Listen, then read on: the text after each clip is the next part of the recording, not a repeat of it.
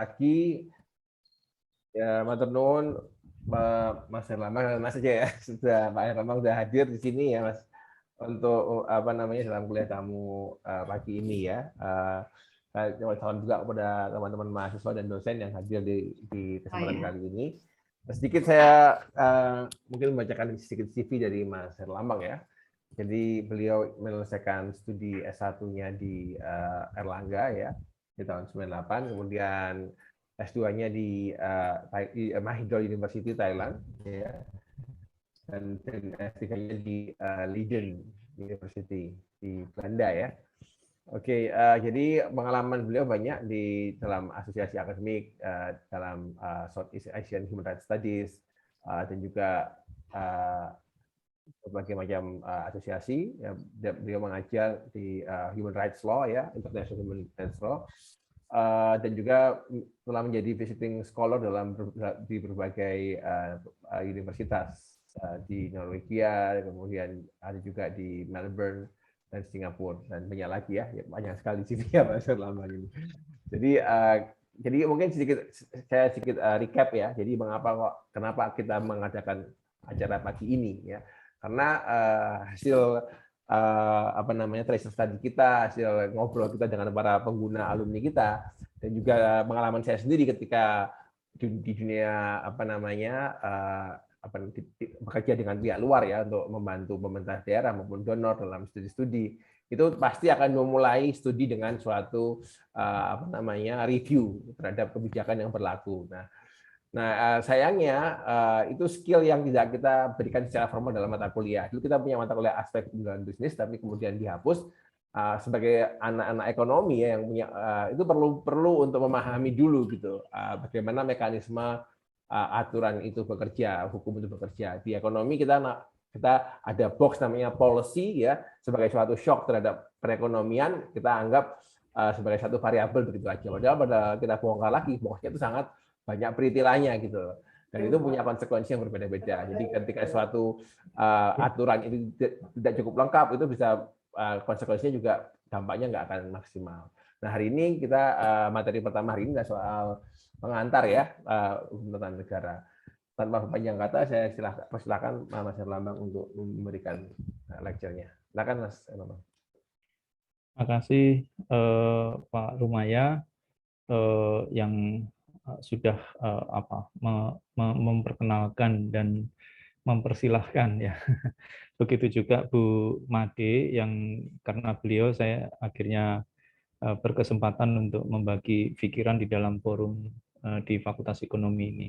Selamat pagi, Assalamualaikum warahmatullahi wabarakatuh. Waalaikumsalam warahmatullahi.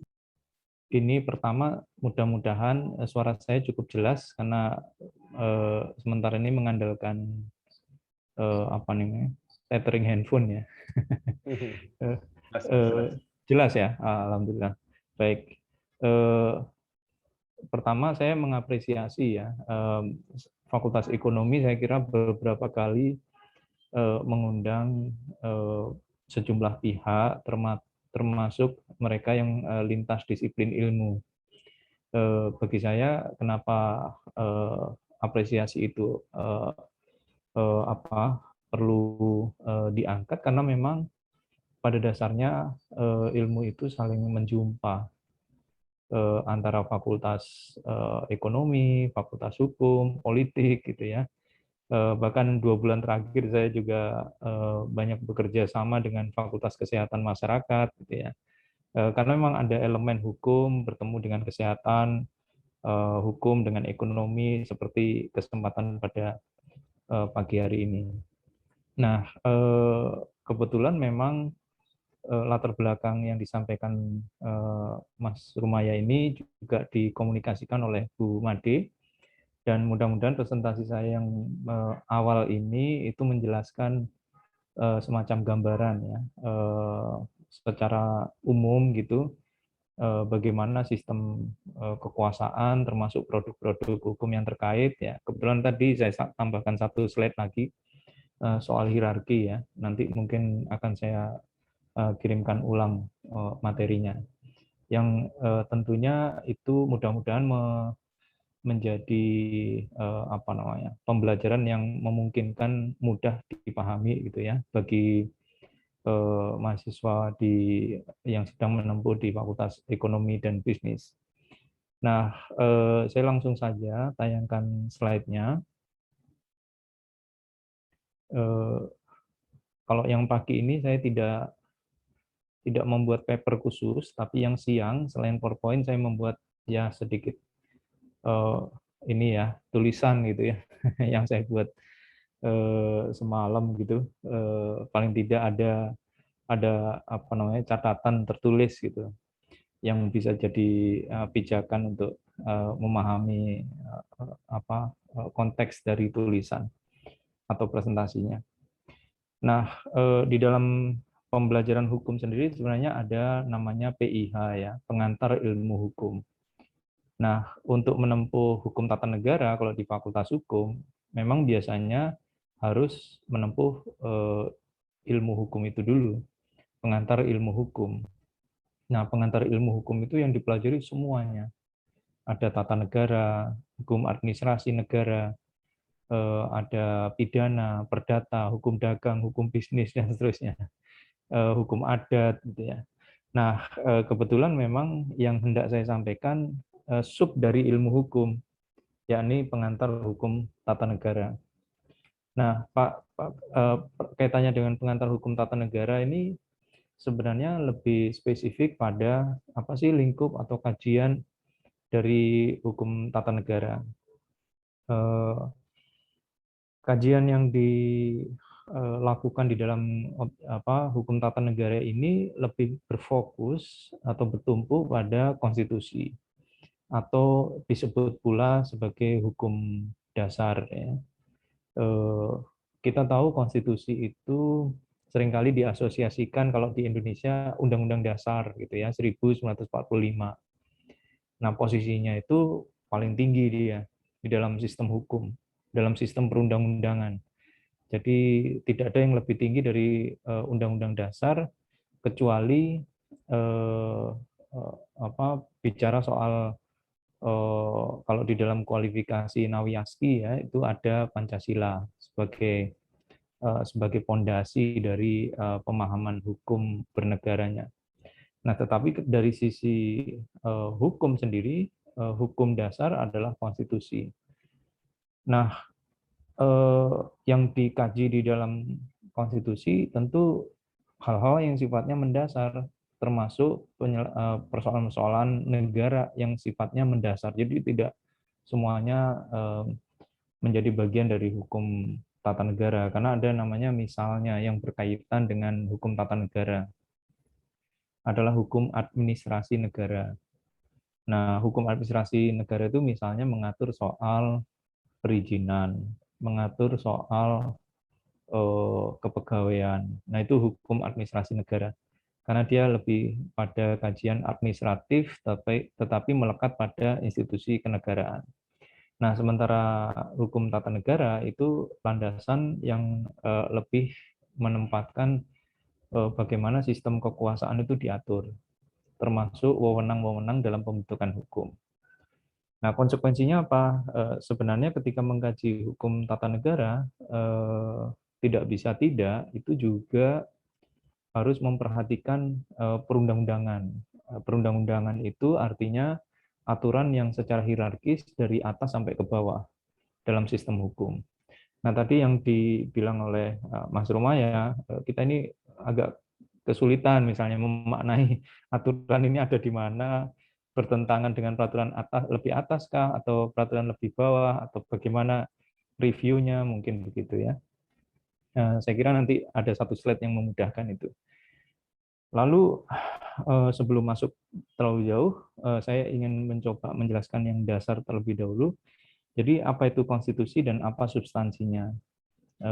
Kalau dalam konteks Indonesia yang di sebelah kanan ini saya ambilkan dari salah satu media ya, ini untuk memudahkan saja.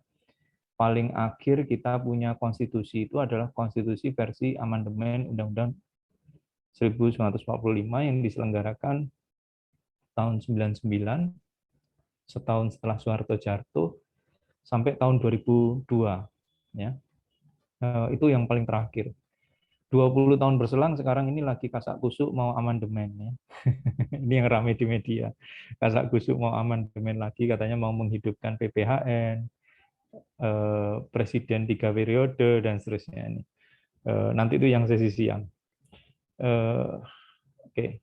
Nah, konstitusi sebagai sumber kajian dari tata negara itu jelas pemaknaannya lebih memfokuskan pada dasar penyelenggaraan kekuasaan.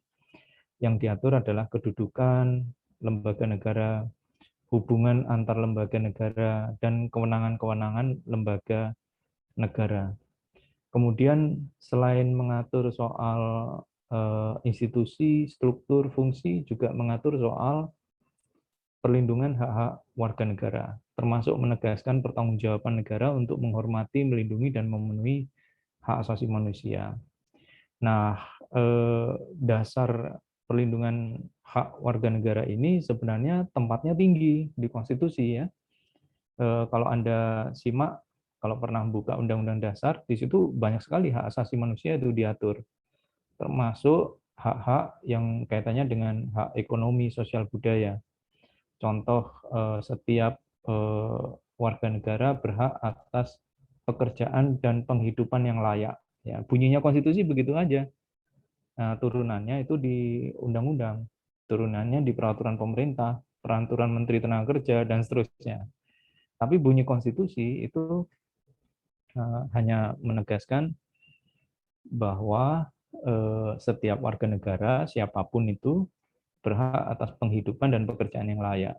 Penghidupan artinya orang punya keberlanjutan dalam proses hidupnya, termasuk jaminan ekonominya, dan pekerjaan yang layak. Artinya kalau dia buruh, dia punya hak normatif yang harus dilindungi.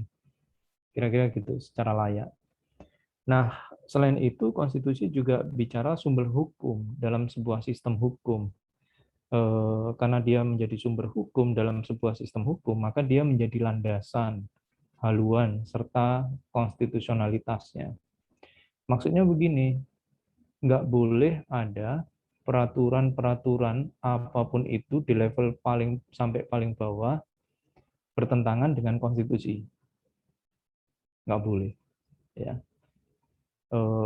Dan kalau ada pertentangannya, maka kemungkinannya ada dua.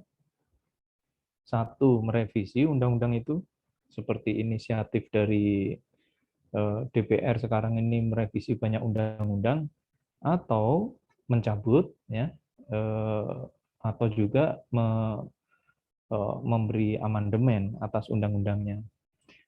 Alternatif kedua, kalau ada yang bertentangan, itu bisa dimohonkan. Kalau DPR-nya nggak mau mengubah, maka publik bisa memohonkan perubahan itu agar tetap konsisten atau agar tetap sejalan dengan Undang-Undang Dasar. Nah, kalau dalam konteks Indonesia itu dibawa ke Mahkamah Konstitusi. Jadi Mahkamah Konstitusi yang ngurusi kalau ada peraturan undang-undangan bertentangan dengan Undang-Undang Dasar. Nah, dengan begitu, konstitusi itu sebenarnya adalah, kalau saya sederhanakan, dan di banyak tulisan saya sering menyebut, ya dia itu sebenarnya kontrak politik penguasa dan warga. Jadi kalau mahasiswa di sini sudah pegang KTP Republik Indonesia, Anda sebenarnya secara sukarela menundukkan diri pada konstitusi Indonesia. Dan itu artinya Anda berhak atas seluruh hak asasi manusia yang diatur dalam konstitusi. Kalau Anda nggak bisa sekolah, negara wajib hadir untuk bagaimana bisa mengupayakan Anda bisa sekolah. Kalau Anda sakit, maka negara harus hadir mengupayakan Anda bisa dirawat oleh negara. Dan seterusnya. Jadi konsepnya seharusnya begitu. Ya, kalau sudah ada kata seharusnya berarti ada fakta yang tidak seharusnya ya. Tapi baiknya memang saya bicara seharusnya dulu sebelum senyatanya. Nah, lalu apa saja isi dari Undang-Undang Dasar atau konstitusi gitu ya? Di dalam substantif konstitusi itu memang beragam ya. Ada konstitusi yang pasalnya sampai ratusan. Kalau Indonesia nggak sampai ratusan, tapi 30-an, hanya ayat-ayatnya yang lebih banyak. Kalau kita bandingkan, Timor Leste belajar perubahan Undang-Undang Dasar dari Indonesia. Dan Timor Leste konstitusinya jauh lebih lengkap daripada Indonesia. Kira-kira gitu. Thailand itu konstitusinya banyak jumlah pasalnya, tapi situasinya nggak jauh beda dengan Indonesia ya.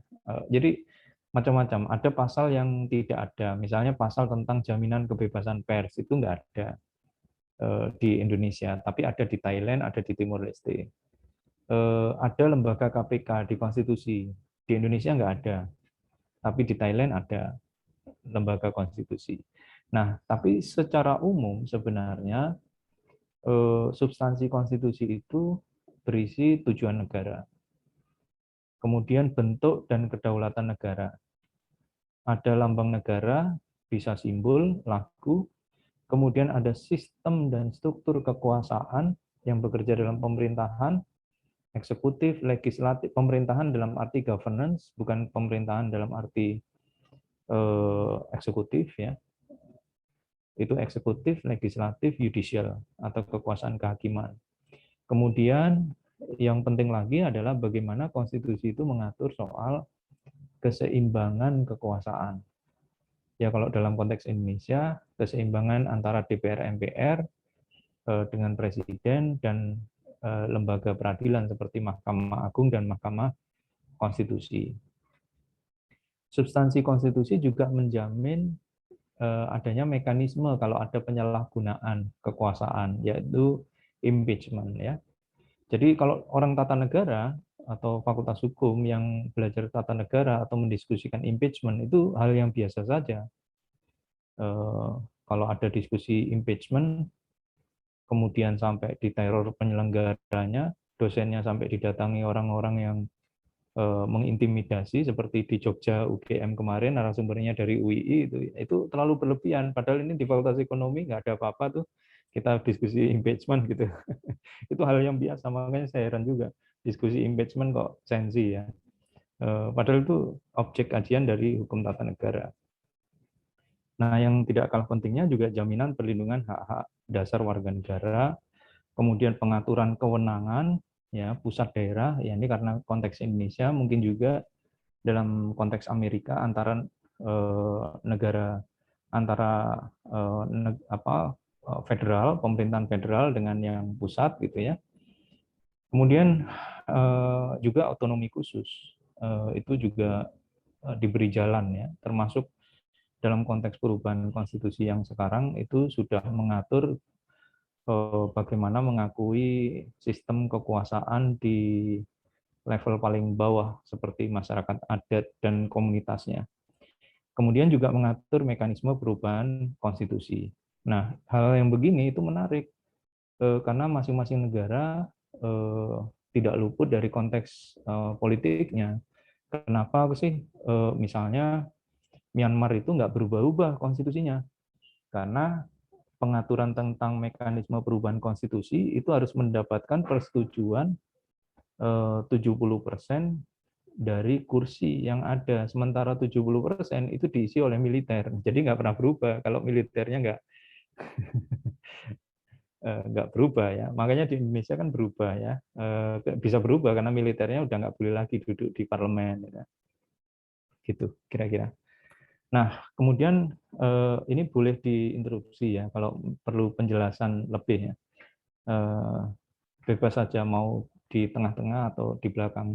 Intinya saya akan tetap sediakan waktu untuk mendiskusikan poin-poin ini. Lalu konstitusi yang sifatnya dasar itu fungsinya apa?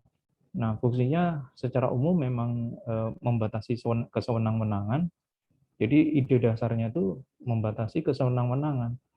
Munculnya konstitusi itu karena itu rakyat nggak mau lagi gitu. Ada orang yang diserai kekuasaan, kemudian bertindak secara semena-mena terhadap warganya, itu nggak mau. Makanya mereka menetapkan konstitusi sebagai landasan untuk membatasinya. Kemudian di dalam konstitusi juga jelas sekali lagi penjamin hak asasi manusia, sekaligus menegaskan tanggung jawab pemerintahnya. Nah, dalam teori-teori banyak ya penjelasan apa fungsi konstitusi. Kalau di Fakultas Hukum UNER biasanya sering diajarkan itu adalah cara pandangnya Henk Marsevin ya, yang menegaskan fungsinya itu 4: transformasi, informasi, regulasi, dan kanalisasi. Maksudnya adalah kalau yang disebut transformasi, bagaimana ngurusi kekuasaan itu harus dibahasa hukumkan. Nah, bahasa hukumnya itu adalah konstitusi. Kemudian bagaimana dengan konsep, wewenang, dan seterusnya itu ada di informasi, fungsi informasi. Regulasi itu sebagai sumber hukum itu tadi, supaya perilaku, tindakan, dan harapan itu lebih terpenuhi gitu ya, dengan memastikan posisi konstitusinya.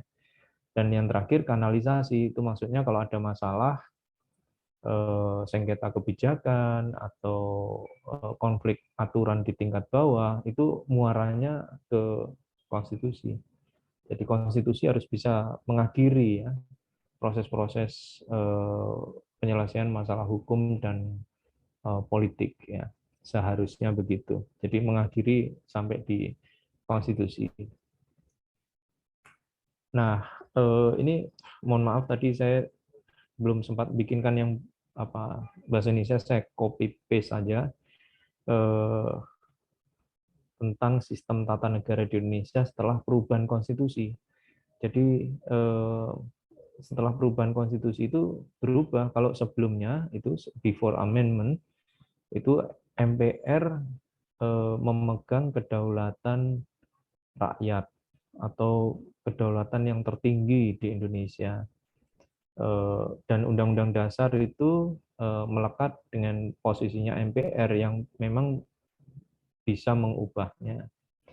Kemudian posisi DPR, Presiden, BPK, DPA, Dewan Pertimbangan Agung, dan Mahkamah Agung itu di bawahnya MPR. Itu sebabnya dulu mungkin kalau dosen-dosen yang angkatan senior-senior ini pasti pernah mendengar mandataris gitu ya. Istilah mandataris itu maksudnya adalah presiden mandataris MPR. Karena bekerjanya presiden dimandatkan oleh MPR. Itu karena posisinya MPR lebih tinggi dari presiden. Hari ini tidak ada istilah mandataris itu. Kenapa? Yang paling tinggi sebenarnya adalah Constitution atau Undang-Undang Dasar. Jadi supremasinya bukan lagi supremasi parlemen, tapi supremasi konstitusi. Itu istilahnya. Nah, ini bagus ya untuk perkembangan negara hukum itu bagus karena semuanya diikat dalam satu sistem konstitusi. Jadi posisinya MPR karena dia sistemnya 2 kamar, ada DPR, ada DPD. Itu tunduk pada konstitusi dan posisinya sejajar dengan presiden. Sejajar dengan kekuasaan kehakiman baik itu Mahkamah Agung maupun Mahkamah Konstitusi. Kira-kira gitu yang warna purple ini. Nah, dampaknya apa? Setelah perubahan Undang-Undang Dasar yang begitu luas, 4 kali amandemen, pasalnya berubah banyak gitu ya. Nah, sebenarnya banyak perubahan itu ya, banyak sekali perubahannya.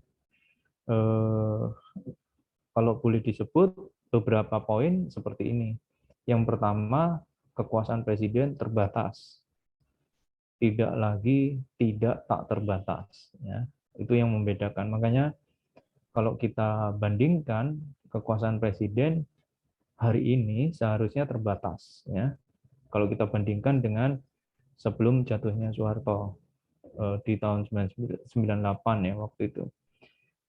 Kalau zaman Soeharto dia nggak terkontrol, siapapun berada di dalam kendali kepresidenan. Kemudian perwakilan politik di DPR itu telah direformasi. Dulu militer punya kursi, ya, bahkan mereka cukup dominan tidak lewat pemilu malah ditunjuk ya oleh presiden. Jadi presiden itu kekuasaannya luar biasa. Dia juga menentukan anggota-anggota MPR. Jadi yang ikut pemilu itu cuma 3. Itu pun sebenarnya tidak mau disebut 3 karena yang partai kan cuma 2. Ya. Partai Demokrasi Indonesia dan Partai Persatuan Pembangunan. Nah, yang satunya tidak mau disebut partai, namanya Golongan Karya. Walaupun bukan partai tapi menang terus ya. Karena dosen juga dipaksa untuk milih golongan itu katanya. Kalau kalau Mas Rumaya di masa Orde Baru sudah dosen, kemudian bilang saya ikut partai, ya nggak lama posisinya jadi dosen. Kira-kira gitu. Itu zaman dulu. Iya. Iya. Kira-kira begitulah. Jadi apa kalau di sebuah desa itu pemilu yang menang bukan Golkar, ya pasti kepala desa itu nggak lama akan diganti itu. Kira-kira gitu. Jadi situasinya memang krusial ya, waktu itu parlemen banyak dikuasai oleh sistem kekuasaannya rezim, dan militer itu bukan lewat pemilu tapi dipilih oleh Soeharto. Jadi praktis militer di bawah kendali Soeharto secara persenjataan atau angkat sebagai institusi angkatan bersenjata maupun secara politik gitu.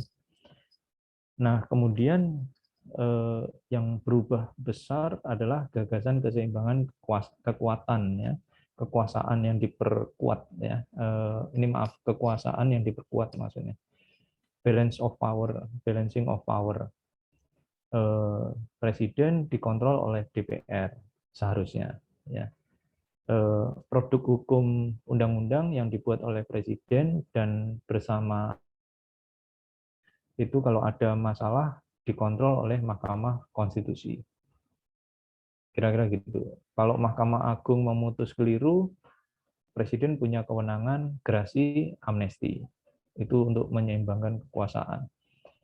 Presiden mau memilih pimpinan lembaga negara harus mendapat persetujuan DPR. Jadi memang 3 pilar kekuasaan itu semakin seimbang ya, berimbang gitu. Tidak ingin mengulangi masa Orde Baru yang semuanya centralized gitu, dikendalikan gitu. Nah, dalam konteks hari ini mungkin keseimbangan secara formal memang iya, tetapi ada catatannya. Rupanya itu yang juga nanti akan kuliah siang ini ya, lanjutannya. Dinamikanya berubah gitu. Betul itu sudah ditata secara struktur, tapi kenapa kok tetap bisa menguat ya kuasa politik dominannya itu. Nah, itu saya kira catatan 2 dekade pasca amandemen. Kemudian yang menarik lagi, hak asasi manusia diadopsi secara komprehensif. Maksudnya adalah praktis hampir semua hak asasi manusia yang diatur dalam sistem hukum HAM internasional itu dimasukkan di dalam konstitusi sekarang ini. Yang sebelumnya cuma 4, pasal fakir miskin dan anak terlantar dipelihara oleh negara, pasal pekerjaan dan penghidupan yang layak, pasal tentang pendidikan, dan pasal tentang hanya 4 ya. Satu lagi agama. Nah, kebebasan beragama itu pun juga sebenarnya dalam praktek 4-4-nya bermasalah gitu ya. Nah, sekarang enggak, sangat ekstensif, lengkap, komprehensif ya, mengadopsi semua hak asasi dalam sistem hukum HAM internasional. Ini nilai lebih dari konstitusi sekarang. Kemudian desentralisasi politik, itu yang kita sering dengar, ada proses wewenang pemerintahan daerah yang lebih kuat gitu ya di daerah melalui otonomi daerah atau penyerahan wewenang ya, delegasi dan seterusnya. Kemudian ada pemilu langsung yang sekarang tidak ada lagi penunjukan presiden. Kita sudah punya pilpres langsung dipilih oleh rakyat, kita sudah punya pemilihan langsung untuk memilih kepala daerah dan seterusnya. Ini perkembangan yang luar biasa karena rakyat ikut menentukan, tidak dihentikan oleh parlemen gitu, bila ingin menyuarakan. Tapi ini ada catatannya juga perkembangannya ya. Pembentukan kelembagaan negara baru, misalnya Mahkamah Konstitusi dan Komisi Yudisial. Mahkamah Konstitusi untuk memiliki wewenang satu, bila ada permohonan uji materi atau mereview undang-undang. Wewenang yang lain adalah pembubaran partai politik. Wewenang ketiga adalah impeachment. Wewenang keempat adalah bila ada sengketa antar lembaga negara. Itu dibawa ke Mahkamah Konstitusi. Waktu saya ngajar kuliah tamu di Vietnam, saya sebenarnya nggak pernah punya niatan bicara soal Partai Komunis Vietnam ya. Yang partainya kan cuma satu ya. Waktu saya presentasi wewenang lembaga negara baru termasuk MK, salah satu wewenangnya adalah membubarkan partai politik. Saya ditanya sama pesertanya itu, maksudnya bagaimana MK ini? Katanya bagus, tapi kok bisa membubarkan partai politik?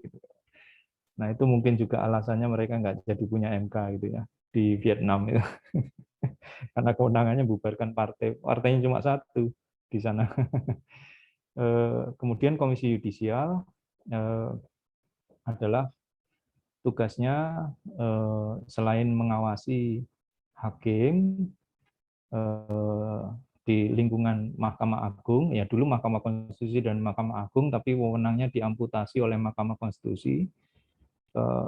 Wewenangnya Komisi Yudisial juga memilih calon-calon hakim agung. Jadi kalau dulu kan yang milih Mahkamah Agung sendiri. Kalau sekarang harus lewat Komisi Yudisial, Mahkamah Agung nggak bisa milih sendiri. Nah, memang lewat proses politik. Nah, kebetulan saya 3 tahun terakhir menjadi pansel ya. Dari 7 orang itu saya salah satu pansel untuk calon hakim agung. Di dalam proses seleksi calon hakim agung di Komisi Yudisial itu misalnya ya pengalaman saya terlibat, Mahkamah Agung meminta 10 calon hakim agung. Yang daftar ratusan. Yang berkualifikasi untuk jadi calon hakim nggak ada. Jadi kita nggak nyetor nama. Emang nggak ada. Kita harus pasang standar tinggi kan, mau hakim agung ya. Kecuali hakim garis. Kalau hakim agung standarnya harus tinggi. Nah, suatu ketika menarik juga tahun keberapa ya, saya lupa berapa kali saya menjadi pansel itu. Waktu hakim agung itu diminta oleh Mahkamah Agung 4 orang, kita berhasil tuh menemukan calon-calon. Calonnya ada 10 calon hakim agung. Ya, lalu dari pansel kita serahkan ke Komisi Yudisial dan Komisi Yudisial meneruskan ke DPR. Nah, karena ada proses politik, ternyata 10 yang kita rekomendasikan yang punya high standard itu ditolak semua oleh DPR. Jadi ya saya pikir-pikir ini pengalaman menarik ya. Sistem penyeimbangan kekuasaan ini ya boleh saya bilang plus minus gitu ya. Ada sisi positif dengan melihat kalau hakim integritas tinggi itu nggak mudah gitu ya. Begitu juga proses pemilihan di lembaga-lembaga negara terkait ya, apapun itu. KPK, BPK, BI, dan seterusnya. Nah, apa dampaknya dengan perubahan besar ini? Banyak, ya, banyak. Sekedar contoh saja, sekarang perbincangan demokrasi dan hak asasi manusia itu meluas, baik hak sipil politik maupun hak ekonomi sosial budaya. Kemudian kita menyaksikan partainya tidak lagi 2 dan 1 golongan, yang golongan juga jadi partai akhirnya, namanya Partai Golkar ya. Partainya jadi banyak gitu ya. Bahkan karena MOU Helsinki, Undang-Undang Pemerintahan Nangro Aceh Darussalam, mereka punya partai lokal di Aceh. Ya. Tapi sayangnya Undang-Undang Otonomi Khusus Papua 2021 yang baru disahkan kemarin ini, itu justru menghapus partai lokal di Papua. Balik ke sistem lama, penunjukan, itu saya kira kemunduran. Nah, kayak gitu. Jadi ada perkembangan yang positif, tapi 2 dekade bisa berubah. Kemudian ada kebebasan pers, kemudian ada macam-macam reformasi, itu juga reformasi peradilan di sana. Kemudian lahirnya sejumlah state auxiliary bodies atau lembaga penunjang seperti lembaga anti korupsi seperti KPK, Komisi Yudisial, komisi yang mengawasi kepolisian, Kompolnas, atau komisi mengawasi kejaksaan, Komjak, atau lembaga perlindungan saksi dan korban untuk melindungi saksi-saksi kalau dia mau mengungkap korupsi atau mengungkap kasus pelanggaran HAM atau kasus kekerasan seksual, itu bisa LPSK yang melindungi. Kemudian ada Ombudsman Republik Indonesia, ini yang berkaitan dengan misalnya terjadi maladministrasi, ada Komnas Perempuan, Komnas Perlindungan Anak, dan masih banyak lagi sebenarnya. Jadi ini dampak dari perubahan Undang-Undang Dasar. Nah, mereka ini disebut juga watchdog institutions karena lembaga penjaga demokrasi, karena mengawasi ya. Karena penjaga maka dia semi independen sebenarnya.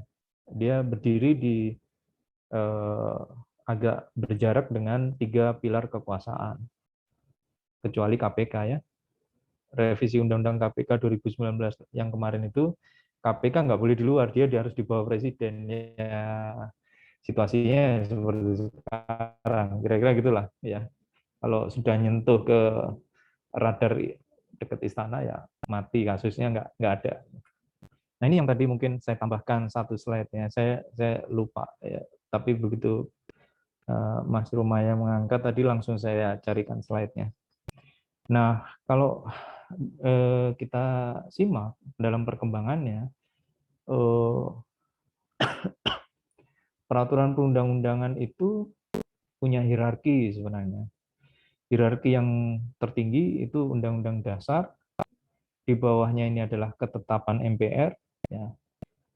Nah, ketetapan MPR ini sebenarnya dulu sudah dihilangkan melalui Undang-Undang Nomor 10 Tahun 2004. Jadi Undang-Undang Nomor 10 Tahun 2004 itu sudah tidak mengenal lagi ketetapan MPR. Kenapa? Namanya ketetapan. Ketetapan itu kalau dalam bahasa Belanda besiking.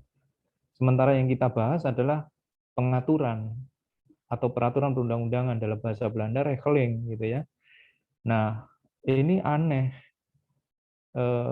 Besiking dimasukkan di dalam hierarki. Ini kekeliruan dari pembentuk hukum ya. Kayaknya tidak menyadari memasukkan sesuatu tapi keliru. Sama dengan begitulah, keliru, nggak boleh. Keputusan, ketetapan, itu surat edaran itu bukan bagian dari hierarki. Tapi ya sudahlah, terlanjur ya. Di bawahnya Undang-Undang Dasar ada TAP MPR. Kemudian di bawah TAP MPR ada undang-undang atau peraturan pengganti undang-undang. Kemudian ada peraturan pemerintah di bawahnya. Di bawahnya lagi ada peraturan presiden. Di bawahnya lagi ada peraturan daerah provinsi. Di bawahnya lagi peraturan daerah kabupaten kota. Nah, menariknya mungkin ini yang membuat rumit ya bagi kalangan awam melihat hukum. Kalau di luar negeri itu nggak banyak-banyak hierarki itu. Mas Rumaya berangkat ke Australia, nggak banyak-banyak itu hierarki ya, peraturan nggak sebanyak Indonesia. Kompleks sekali. Kalau di Indonesia itu banyak jenisnya. Begitu masuk ke Indonesia, parlemen buat aturan sendiri, yudisial buat aturan sendiri. Misalnya surat edaran, kemudian lembaran, dan seterusnya, macam-macam. Lembaga negara juga begitu, punya aturan-aturan sendiri. Pemerintah daerah punya aturan-aturan sendiri, peraturan gubernur, peraturan wali kota, dan seterusnya. Nah, itu jenis-jenis di luar hierarki. Sekalipun demikian, ya kalau dalam teori maka kita bisa hubungkan aturan-aturan itu dengan sumber kewenangan yang dimiliki. Dengan menghubungkan sumber kewenangan yang dimiliki, maka kita juga tahu akhirnya hierarkinya ada di mana. Misalnya peraturan bupati ya berarti dia di levelnya level peraturan daerah yang paling bawah gitu. Itu peraturan bupati. Jadi nggak mungkin dia di atasnya perda kabupaten atau kota, dia lebih spesifik di situ. Nah, kira-kira begitu. Nanti silakan kalau ada concern soal ini ya. Terakhir nih, slide saya yang terakhir. Saya lebih senang diskusi nanti supaya ada interaksi ya. Refleksi dalam pengantar ini sebenarnya menarik ya. Yang saya sampaikan kan das sollen ya, istilahnya. Apa yang seharusnya, belum tentu apa yang senyatanya. Apakah dampak perubahan sistem tata negara itu melahirkan upaya maju perlindungan hak warga negara? Wah, ini pertanyaan besar. Kenapa masih banyak ya warga negara kita yang taruhlah kalau keluar dari Fakultas Ekonomi UNER gitu ya, Anda jalan kaki saja di depannya Bank BNI itu masih ada tuh anak-anak yang jajakan koran, minta-minta gitu ya. Itu kan artinya pelindungan warga negara masih ada gitu ya yang kurang terjamin atau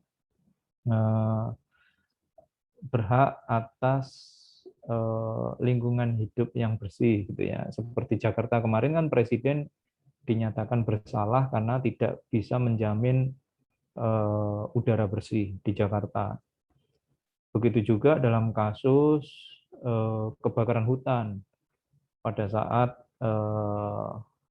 kebakaran hutan itu banyak yang meninggal, layanan kesehatannya tidak cukup memadai sehingga banyak yang sakit gitu ya. Ahlinya kebetulan dari UNER tuh, Pak Iman yang jadi ahlinya, dan itu menang lawan Presiden. Presiden kalah. Pak Iman Dekan, Pak? Dekan Hukum. Ya, Pak Iman Dekan itu ahlinya yang datang ke Palangkaraya. Setelah itu kasus kebebasan ekspresi, kebebasan internet. Di Papua dimatikan internetnya, itu pernah karena protes gitu ya, menyuarakan kebenaran dimatikan selama berapa hari. Nah, kebetulan saya juga menjadi ahli itu di Pengadilan Tata Usaha Negara. Dan menang lagi lawan Presiden. Jadi lama-lama nanti orang UNER nih, kok menang terus lawan Presiden nih, khawatir.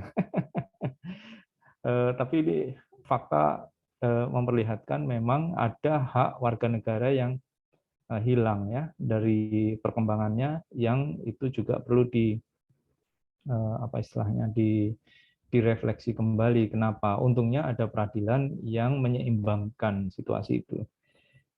Pertanyaan berikutnya, mengapa korupsi kok terus mengakar dalam sistem politik? Korupsi ada di lembaga eksekutif, lembaga yudisial,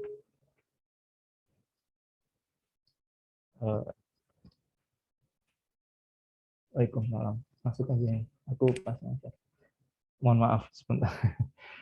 Mengapa korupsi terus mengakar dalam sistem politik? Kita menyaksikan korupsi ada di hampir semua lembaga negara ya. Saya mau ngomong semua lembaga negara, nanti ada lembaga negara yang ternyata tidak. Tapi supaya aman, soalnya dikit-dikit kok digugat ini ya.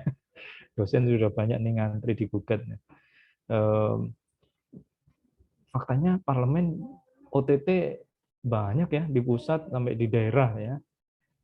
Begitu juga di mana nih, di lembaga kekuasaan kehakiman. Jadi itu faktanya, korupsi di mana-mana. Belum lagi eksploitasi sumber daya alam yang timpang gitu ya. Oke, sementara itu yang ingin saya sampaikan, saya kembalikan ke Mas Rumaya. Makasih. Ya, terima kasih Mas Herlambang atas pencerahannya. Oke, saya sendiri punya beberapa pertanyaan ya. Tapi mungkin saya berikan dulu ke para audiens dulu. Silakan yang ada mau bertanya silakan raise hand. Langsung bisa bertanya kepada Pak Herlambang Wiratraman. Pak Rumaya, non sewu, di sini juga sudah hadir Bapak Ketua Departemen Ilmu Oh, Ekonomi. iya.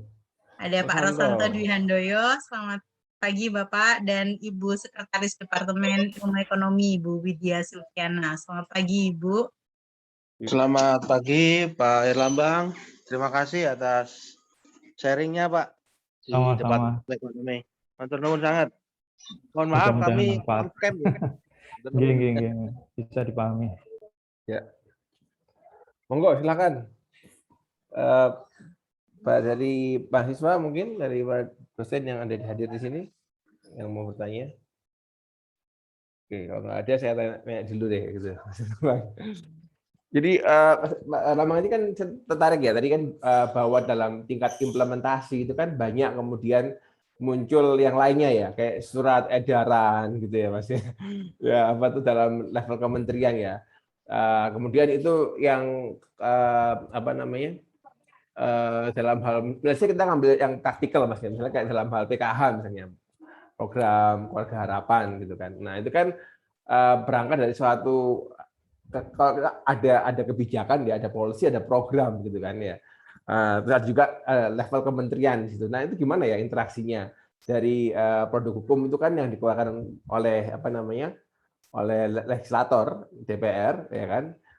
Presiden juga punya produk hukum juga kan apa namanya kemudian dan di level birokrasi kementerian itu gimana ya Mas dalam interaksinya? Langsung saya jawab. Mau ngomongin ada mungkin juga mungkin pertanyaan lain dari audiens kalau mau yang bertanya.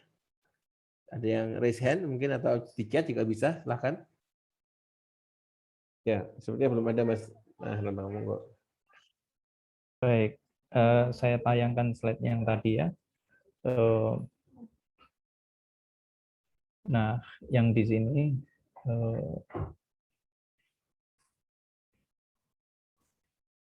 jadi benar tadi disebut ada kebijakan, ada program ya yang saya dengar ya, ada surat edaran gitu ya.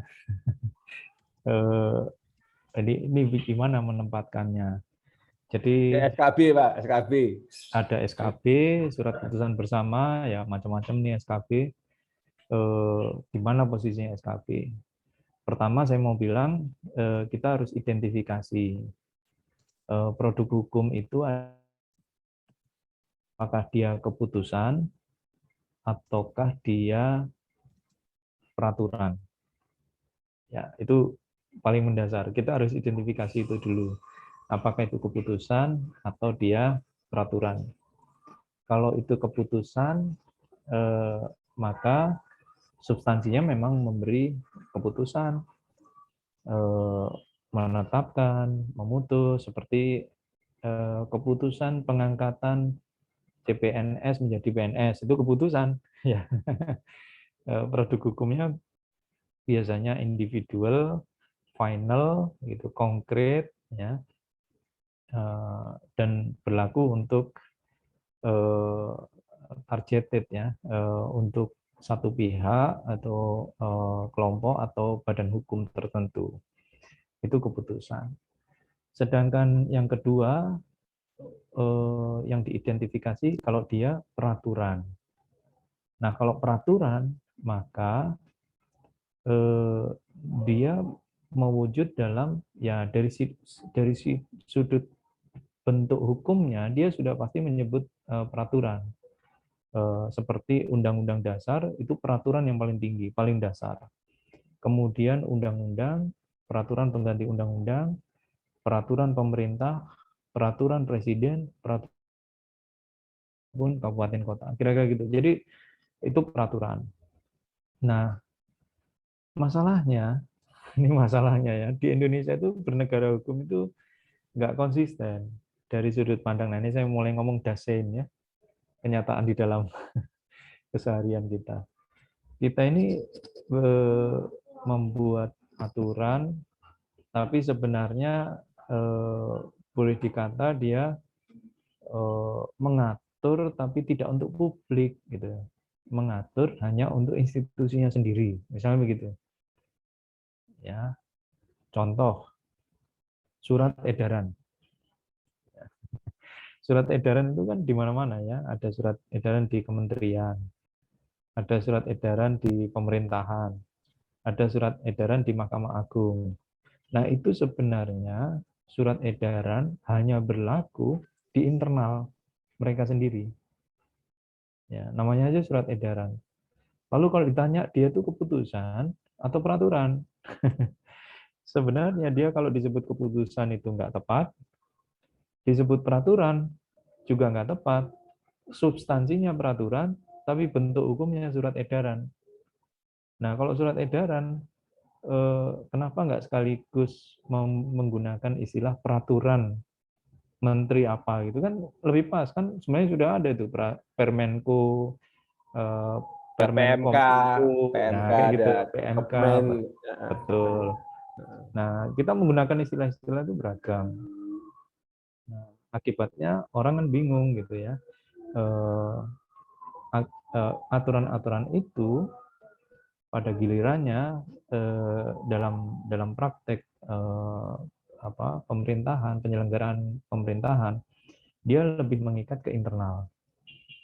Permenkom Info, Permen apa saja, Permen ATR ya, Agraria dan Tata Ruang, itu mengikat ke internal, artinya ke jajaran di bawahnya.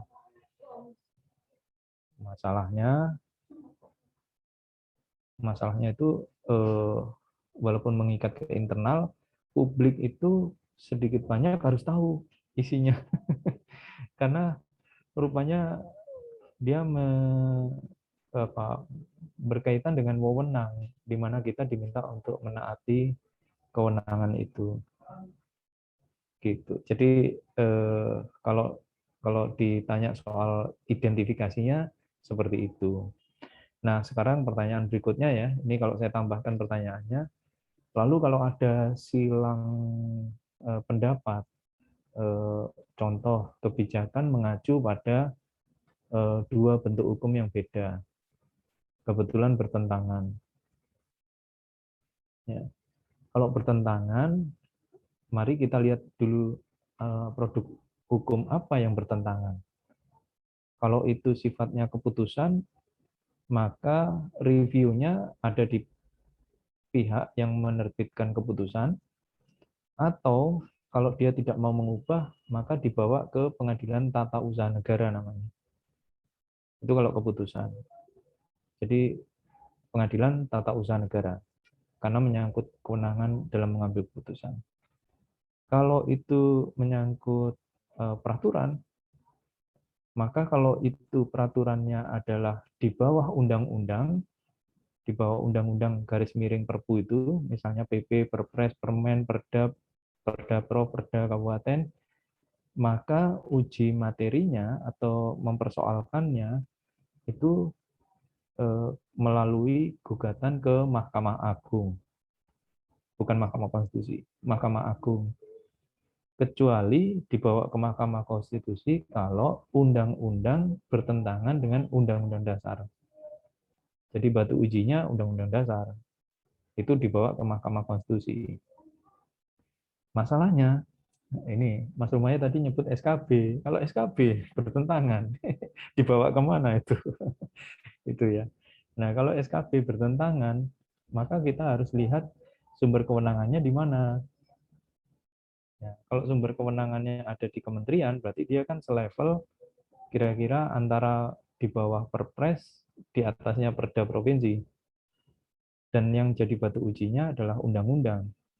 Kalau batu ujinya undang-undang, maka dibawa ke Mahkamah Agung. Bukan ke MK, bukan ke PT UN. Kalau itu peraturan. Misalnya peraturan KPU, ya, soal boleh tidaknya mantan koruptor ikut pemilu. Nah, itu reviewnya kemana? Ke Mahkamah Agung. Ya, gitu kira-kira jawabannya. Sebenarnya mudah kalau kita tahu map-nya ya. Map-nya ya. Tinggal ngecek sumber kewenangannya. Terima kasih, Mas Renang. Monggo silakan yang lainnya. Jika ada yang bertanya-tanya. Ini Pak Rizky Sridadi sudah bergabung. Mungkin Pak Rizky, Assalamualaikum. mau menyapa Pak Erlambang dulu, Dik Pak Rizky, Rizky. monggo. Monggo, Rizky.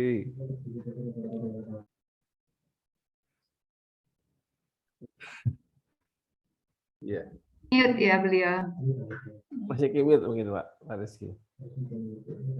Mungkin lagi ada rapat yang lain. Iya. Iya. Monggo, silakan yang lainnya. Pak Erwin tuh, saya lihat ada Pak Erwin bertanya. Mas Erwin. Mas Erwin, silakan. Assalamualaikum Pak Erlambang. Salam. Waalaikumsalam Pak warahmatullahi. Maya, Bu Made. Sebenarnya saya mohon maaf nih, ini saya terus terang hukum tata usaha negara, saya terus terang saya topik yang awam banget buat saya Pak. Tapi mungkin saya tadi sempat agak sedikit berpikir, tadi Bapak sampaikan kan produk-produk kita itu di sini kan artinya banyak lembaga-lembaga yang sebetulnya mungkin kalau di luar itu bisa lebih sedikit gitu loh Pak. Nah, kalau menurut Bapak sendiri, artinya sebenarnya apa sih yang pada intinya itu yang harus kita punya itu untuk supaya katakanlah misalnya tadi itu terlalu banyak, yang pada intinya yang minimal kita punya supaya bisa lebih efektif, efisien tuh apa aja sih Pak? Mungkin itu aja Pak Erlambang. Terima kasih kesempatannya. Ya, pertanyaan bagus ya, Mas Erwin. Dari sisi regulasi ya, ada istilah regulasi, ada istilah legislasi. Ya, kalau istilah legislasi sebenarnya itu merujuk pada undang-undang, seringkali begitu. Sedangkan istilah regulasi itu peraturan perundang-undangan di bawah undang-undang. Itu istilah regulasi. Jadi kalau ada komentar ya regulasinya itu sebenarnya bermasalah, nah, itu berarti dia sedang bicara peraturan perundang-undangan di bawah undang-undang. Tapi kalau dia ngomong legislasinya bermasalah, padahal yang dirujuk adalah perda, itu bukan legislasi tapi regulasi. Tapi nggak masalah ya, tidak terlalu pusing. Itu hanya orang tata negara yang bikin pusing mungkin kaitannya dengan istilah. Intinya aturannya bermasalah. Nah, betul Pak Erwin bilang bahwa kalau menyimak presentasi tadi itu memperlihatkan kan satu hierarkinya banyak ya, dari atas Undang-Undang Dasar sampai ke Perda. Belum lagi kalau sebenarnya di bawah Perda itu masih ada Perdes, ya. Peraturan desa itu termasuk peraturan atau bukan? Termasuk. Nanti kalau dibaca di Undang-Undang 12 tahun 2011 itu termasuk peraturan desa itu. Nah, dia juga mengikat walaupun mungkin lingkupnya desa ya. Jadi hierarkinya makin tambah kan. Ya. Nah, sementara kalau kita menyaksikan juga ada peraturan di luar hierarki. Seperti tadi itu SKB, peraturan menteri dan seterusnya. Itu juga peraturan tapi di luar hierarki. Nah, solusinya apa?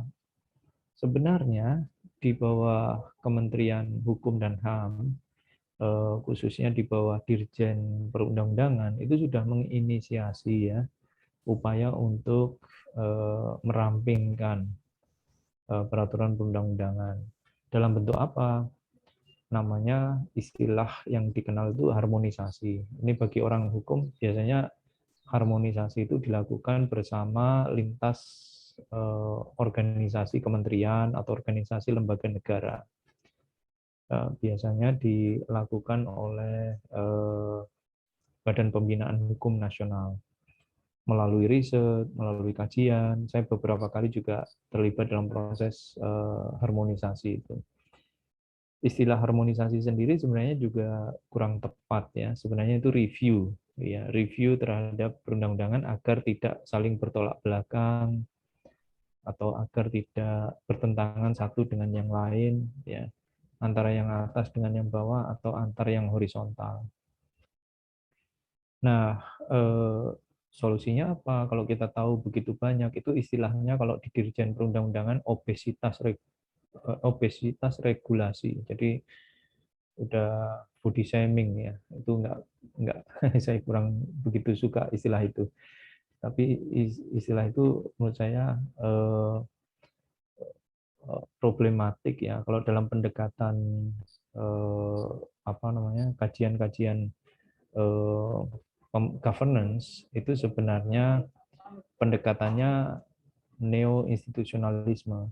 Keberhasilan kebijakan atau keberhasilan institusi mengembangkan sesuatu itu diukur dari sudah ada aturannya atau enggak. Nah, itu celakanya. Kalau berhasil atau tidak diukur ada peraturannya atau enggak, setiap lembaga berlomba-lomba bikin aturan. Yang enggak selesai-selesai, yang di sini diharmonisasi, yang di sana nambah terus, gitu. Kira-kira gitu ya. Jadi kontraproduktif sebenarnya untuk penyelenggaraan pemerintahan. Contoh ya, yang paling sederhana saja. 1,5 tahun, Anda ingat nggak kebijakan pembatasan sosial?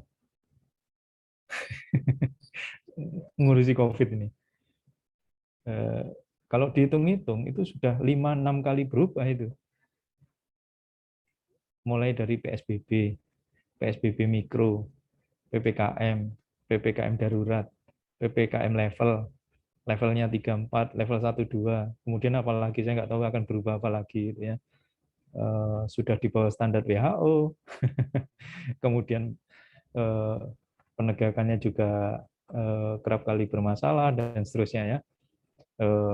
Bagi orang hukum saja mungkin pusing itu, apalagi penegak hukum yang di lapangan ya. Ini sedang menerapkan apa PSBB padahal sudah nggak ada aturannya, ganti PPKM kira-kira gitu. Apalagi PPKM-nya sudah berubah dalam tempo singkat karena sudah ada level-level itu. Nah, ini level apa nih? Level 1, 2, 3, 4 gitu ya. Kalau level-level itu ingat-ingat makanan di sekitar UNER nih, ada mie pedas level berapa itu. Itu kalau makin banyak levelnya makin pedas. Jadi saya membayangkan penanganan COVID saja itu bisa berubah-ubah kebijakannya, peraturannya, bentuk hukumnya berubah. Bayangkan, nggak konsisten sama sekali setahun terakhir. Misalnya bentuk hukumnya yang pertama itu melalui produk hukum di Kementerian Kesehatan atau Satgas, ya, ditentukan oleh Satgas. Tapi kebayang nggak PPKM level-level itu atau darurat itu bukan lagi Satgas, tapi instruksi Mendagri. Instruksi itu kalau dalam identifikasi produk hukum bukan peraturan. Instruksi kok. Instruksi berarti keputusan. Ya. Keputusan Menteri Dalam Negeri, tapi dia mengikat banyak pihak. Wah, itu kalau saya ditanya gimana ya instruksi produk hukum, bentuk hukumnya, produk hukumnya itu adalah representasi regulasi substansinya, tapi bentuk hukumnya keputusan. Dalam praktek sama-sama nggak paham ya, karena saya kebetulan sudah FGD ini sama Satpol PP, sama anggota Polres gitu ya. Mereka tidak di lapangan itu nggak ikut tunduk ke situ, tunduknya apa perintah atasan itu. Jadi kompleks memang. Nah, solusinya apa atas situasi itu? Menurut hemat saya ke depan itu, nah ini peluangnya ya, ke depan itu kita harus coba refleksi bagaimana sih negara seperti Australia, terutama di negara bagian New South Wales ya, atau di New Zealand. Mereka sudah memanfaatkan lawmaking itu dengan digital. Teknologi maksud saya ya. Apa itu maksudnya teknologi?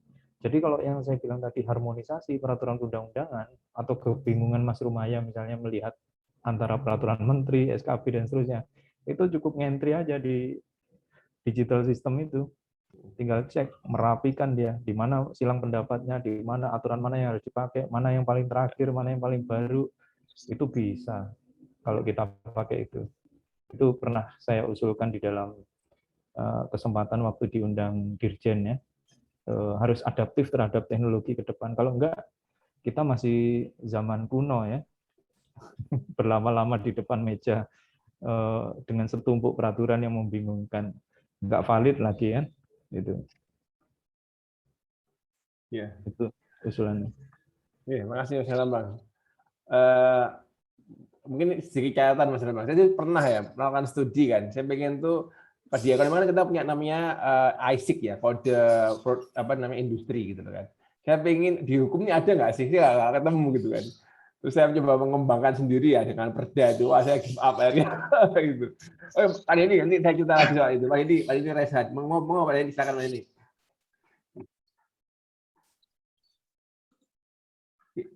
Makasih Pak Rumaya. Terima kasih juga Pak Herlambang ya, selamat datang. Perkenalkan nama saya Denny, Pak Herlambang. Saya teman baiknya Pak Rizky nih Pak Herlambang. Sama kalau gitu. Iya, ini Pak Herlambang. Kalau saya pribadi ya, kalau bicara masalah hukum dan terkait dengan urusan hukum itu agak ruwet dan agak ketakutan gitu ya. Mungkin ini juga dialami oleh hampir semua warga negara ya, karena mungkin literasi hukum memang kita masih kurang, rasanya seperti itu. Kemudian terkait dengan diskusi kali ini, kita kembalikan ke pembangunan, tujuan dari pembangunan ya, itu kan udah ada di undang-undang kalau nggak salah. Dulu saya hafal nih, tapi sekarang agak lupa. Bahwa tujuan pembangunan itu banyak, tapi salah satunya adalah memajukan kesejahteraan umum. Di masalah welfare ini adalah masalah utama dalam ekonomi gitu ya, masalah welfare itu. Dan saya yakin juga pembangunan hukum juga arah-arahnya ke sana, ke social welfare. Tapi terkadang juga kan itu nggak terjadi, dan bahkan juga masyarakat menjadi korban. Nah, di ekonomi itu ada istilah asymmetric information, Pak Herlambang. Jadi ada pihak-pihak yang dia well informed, itu namanya adalah agent ya, dan ada sifatnya adalah dia less informed, principal. Nah, apakah ini juga terkait dengan itu, sehingga mungkin saya katakan bahwa pembangunan hukum juga tidak mencapai kesejahteraan masyarakat gitu ya, ataukah itu memang murni pure karena kekuatan politik, karena proses politik gitu ya. Nah, itu yang pertama. Terus yang kedua terkait dengan asymmetric information, itu melahirkan profesi-profesi yang mungkin dihukum ada profesi pengacara dan macam-macam, karena ada yang dia well informed. Dan mungkin pertanyaan ini nggak terkait dengan urusan negara ya, cuma saya heran aja gitu ya ketika melihat Hotman Paris gitu ya, dengan income yang luar biasa seperti itu gitu ya. Dan seperti itu saya pikir ini dari mana ya sumbernya ya. Kalau misalnya pengacara-pengacara yang katakanlah dia masuk ke lembaga pemerintah dan macam-macam, saya pikir kan standar gajinya kan juga standar lah gitu ya. Itu kira-kira itu apa ya? Kira-kira yang membuat seperti itu? Itu pertanyaan orang ekonomi nih Pak Herlambang. Seperti itu. Itu aja. Terima kasih Pak Rumaya. Sami-sami Pak Denny, monggo Pak Herlambang. Kalau Pak Rumaya tadi bilang apa ISEC, saya belum paham maksudnya. Enggak. Jadi gini Pak, kan soal dari usulan regulasi dan digitalisasi itu menarik karena kan kita kan ada JDIH Mas ya, jaringan data informasi hukum kan. Nah itu kan satu hal yang baru sekitar 2015-16 ya Mas ya Herlambang. Itu waktu itu kan saya ada studi kan, saya mencoba untuk melihat dampak regulasi terhadap kesejahteraan gitu ya. Nah saya ingin lihat apakah ada hubungan penerbitan perda soal lingkungan dengan kualitas lingkungan hidup, apakah ada hubungan antara perda soal misalnya kemiskinan dengan penurunan kemiskinan. Jadi saya waktu itu mengkompilasi perda-perda dan JDIH ya seluruh Indonesia tuh, kebetulan seluruh Indonesia. Nah kemudian saya mencoba untuk melakukan suatu kodifikasi gitu, kayak semacam coding gitulah, codingnya gitu loh. Jadi kalau skor sekian ini berarti mengatur soal pendidikan, skor sekian 003 apa gitu loh. Dan waktu itu saya cari, mohon maaf ya, tapi saya nggak menemukan kalau ada semacam itu gitu ya, semacam kode gitu ya. Nah kalau kita di ekonomi kita punya namanya itu industrial standard classification ya, asalnya apa. Jadi kita bisa tahu, oh makanan tuh 00 berapa, 005 misalnya. Kalau misalnya ini barang industri 007 misalnya gitu. Industri apa makanan 71, 72 kayak gitu. Nah itu di memang nggak ada ya Mas Herlambang kayak gitu ya, suatu upaya untuk nomenklatur seperti itu gitu. Good point-nya, bagus sekali. Jadi saya menjawab Mas Rumaya dulu, setelah itu Pak Denny ya.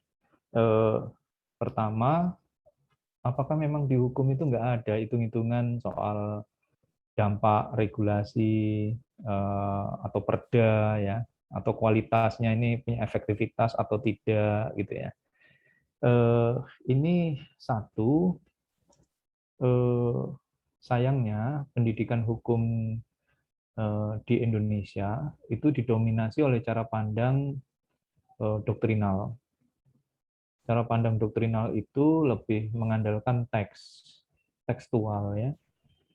Pendekatan yang istilahnya itu seringkali disebut sebagai yuridis normatif gitu ya. Jadi ketentuan-ketentuan hukum, azas, doktrin itu yang paling dominan diajarkan. Sehingga keterampilan mahasiswa sarjana hukum itu kalau ada kasus hukum, kasus misalnya seorang pencuri gitu ya, pencuri sandal di masjid, itu mahasiswa hukum cepet tuh pasal berapa ya, kena pasal berapa dan seterusnya, itu cepet dan dia harus dibawa kemana polisi. Padahal belum tentu orang di kampung Sri Kanas itu orang nyuri sandal dibawa ke kepolisian gitu ya. Yang ada malah ditimpuki sama orang-orang kampung gitu. Itu nggak pernah dijelasin tuh kenapa kok orang ditimpukin, kan berarti ada yang masalah kan. Orang nggak percaya pada lembaga hukum atau lembaga penegak hukum. Nah, yang berikutnya, yang kedua saya mau bilang, kelemahan dengan pendekatan studi doktrinal itu karena memang ingin menetralisir studi hukum itu dari anasir ekonomi, anasir politik, anasir sosial budaya, termasuk ilmu-ilmu lain itu menjadi terdisiplinkan ya, tidak ketemu gitu. Kalau Mas Umaya mungkin menyimak paparan saya, ya itu karena memang saya nggak setuju dengan pendekatan yang dominan itu. Jadi kalau menyimak tulisan-tulisan saya memang sedari awal saya mengembangkan pendekatan interdisipliner, political economy of law misalnya ya, atau kajian tentang empirical studies of law. Jadi itu lebih menarik. Kenapa? Karena lebih bisa memberi observasi, hasil observasi yang jauh lebih dekat gitu ya dengan kenyataan yang ada gitu. Nah, yang ketiga, apa yang dibilang soal coding tadi di dalam menguji dampak regulasi, itu ada sebenarnya ilmunya. Namanya itu jurimetri di Fakultas Hukum itu.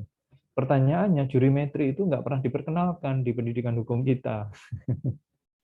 Itu problemnya. Jadi padahal jurimetri itu ilmu statistik untuk menguji efektivitas hukum, keberlakuan hukum, dan seterusnya.